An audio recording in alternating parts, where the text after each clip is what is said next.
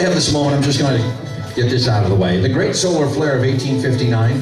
150 years ago, the greatest solar flare ever to hit the Earth took place, knocking out telegraph lines. It happened at 11:18 a.m. on the cloudless morning of Thursday, September 1st, 1859, when 33-year-old Richard Carrington, widely acknowledged to be one of England's foremost solar astronomers, sketched some wild magnetic activity on the surface of the sun. That's his sketch to the right there.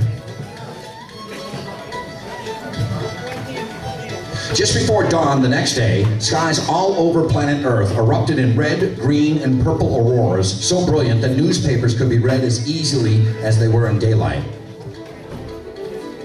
Telegraph systems worldwide went haywire as spark discharges shocked the operators and set the telegraph paper on fire.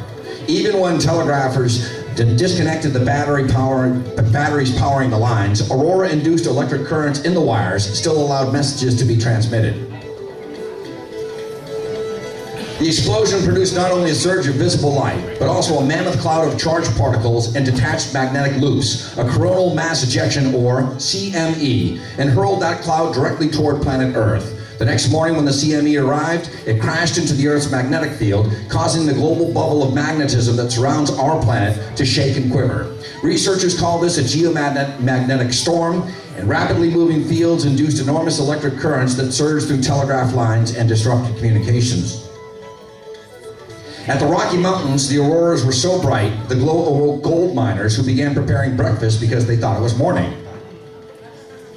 And finally, some severe solar geomagnetic storms have occurred in 1921, 1960, more recently in 2001 and 2003. The reason why I brought this to your attention is because the sun has been at an extraordinary low period of sunspots. We're waiting for solar cycle 24 to begin. They're 11-year cycles. And whenever you have low sunspot activity, the sun is actually dimmer and it actually affects the growth of crops.